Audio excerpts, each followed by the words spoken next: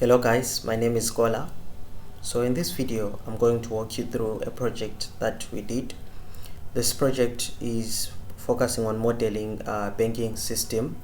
So banking system, we are using Star Schema for modeling this banking system to have the overview of what exactly happens during banking transactions, whenever transactions occur, and how the banking system operates.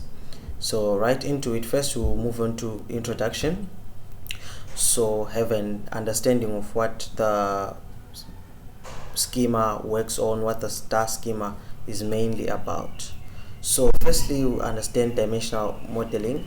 Dimensional modeling, it mainly focuses on subject orientation, which are the critical factors of the business. So these critical factors are stored in facts. For example, the transactions that the customer makes, the information that the customers need. And then now also we have the dimension, where now we have the qualifying characters, perspective related to a fact. So these are in relation to the fact. So moving on now to understand really in depth the Star schema. Star schema consists of two main components, which are the fact table and the dimension tables. So the fact table is the central table. And this one, it contains measurable data, it contains numerable data. For example, in our case, it's transactions. The transactions table will be containing all the numerical data that we need to access these dimension tables, the extra dimension tables. So dimension tables, on the other hand, are descriptive attributes which are related to the facts table. So they give a certain description of a certain transaction. For example, if we have time, it gives a description of what time the transaction took place. If we have customers, which customer made a certain transaction and at what time, and their account may be shown. So moving on to the project. So this is the schema, the Star schema. So Star schema basically is not decomposed, is not normalized in sense that, so it can have repetitions. It's not in normal form, it's not in any normal form. So this will be our Star schema.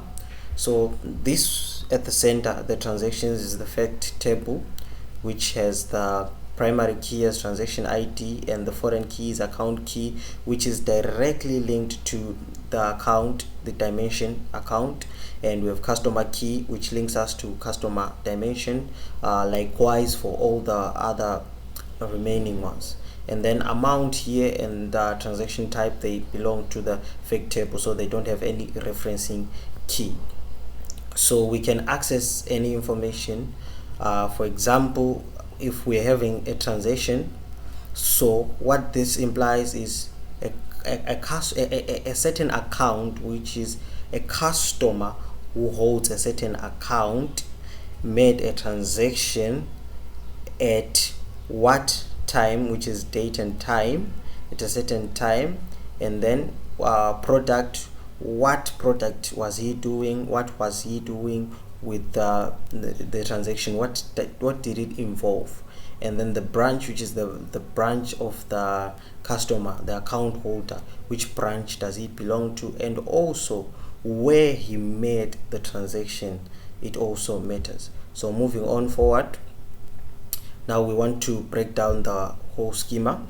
So we said we have the fact table, which has all the transactions, transaction ID, account key, customer key, which is foreign keys referencing the dimension tables. We have the transaction, so which is the central one.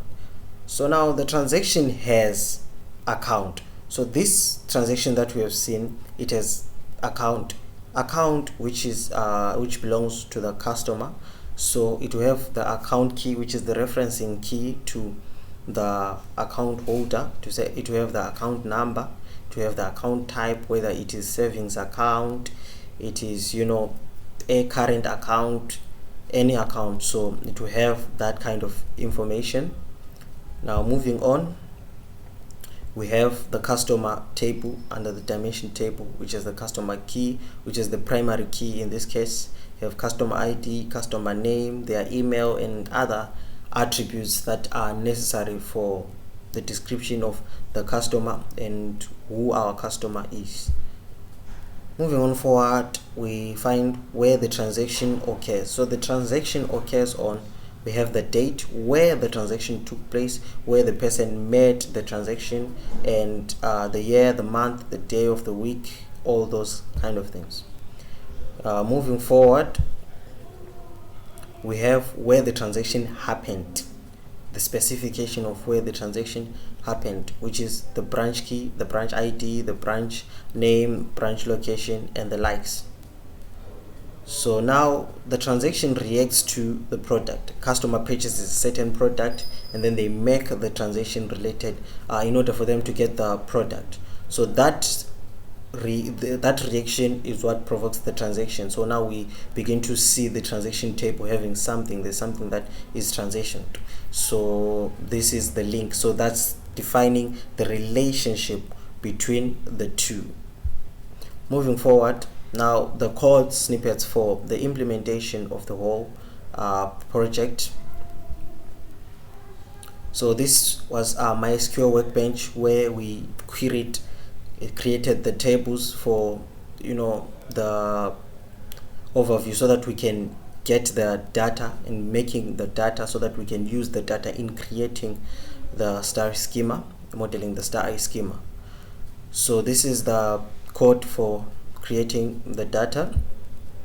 This is the code, and we can see the data that was created with the branch key, branch ID, branch name, branch location, and this was the other code snippet.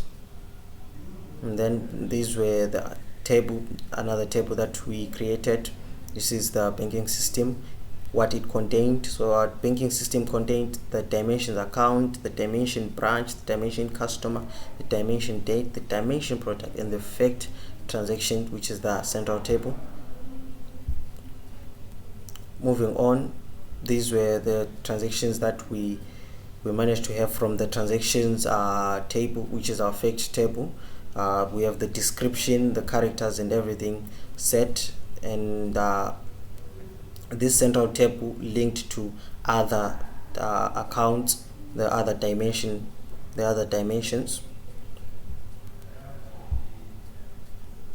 So in conclusion, what I managed to learn from this project is the application of star schema and how it is.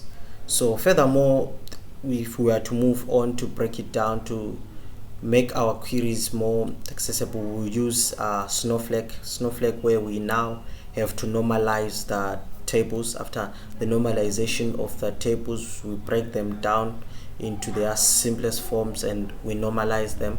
So now that will be more advanced rather than the star schema, which is the basic, where the tables are not normalized. And one of the benefits of star schema is accessibility. We're able to access the information, we're able to see the relationship between the tables, we're able to have a certain relationship to know what's happening, the impact, the effect of the other table to another table. Those are some of the advantages of star schema. However, star schema also has its limitations, and that is where Snowflake schema comes in. So in the upcoming videos, I will make a presentation also on Snowflake schema.